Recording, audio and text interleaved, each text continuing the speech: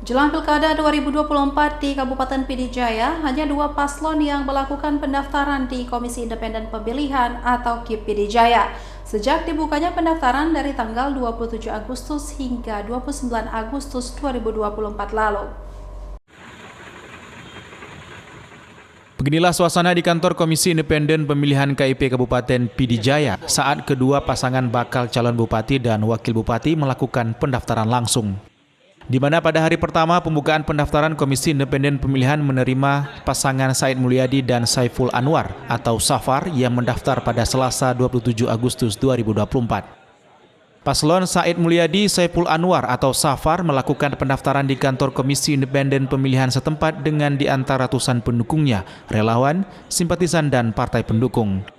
Selain itu, Kamis tanggal 29 Agustus 2024 sekitar pukul 14.55 waktu Indonesia Barat, Komisi Independen Pemilihan kembali menerima paslon Sibral Malashi Hasan Basri atau Sabar yang melakukan pendaftaran di KIP setempat. Pasangan ini juga diantar langsung oleh ribuan para pendukungnya dari relawan, simpatisan, dan partai pendukung. Kedua paslon ini langsung disambut oleh 5 komisioner KIP.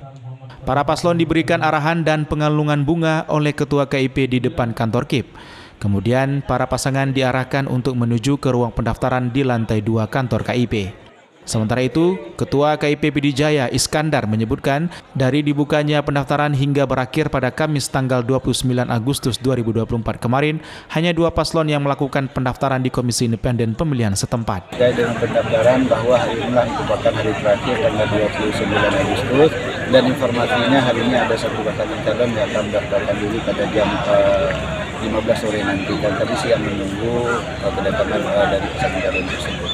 Terkait dengan pendaftaran hari ini adalah kedatangan calon yang kedua, artinya pada tanggal 27 kemarin sudah ada 1 pasangan calon yang mendaftar dan hari ini akan ada 1 pasangan calon. Ya, ini pendaftarannya ada 2 sistem. Yang pertama adalah berkas yang dibawa secara langsung dan juga melalui aplikasi Silon, artinya bisa mendaftar secara online. Dari Kabupaten Pidijaya, Jamal Pangwa, iNews melaporkan.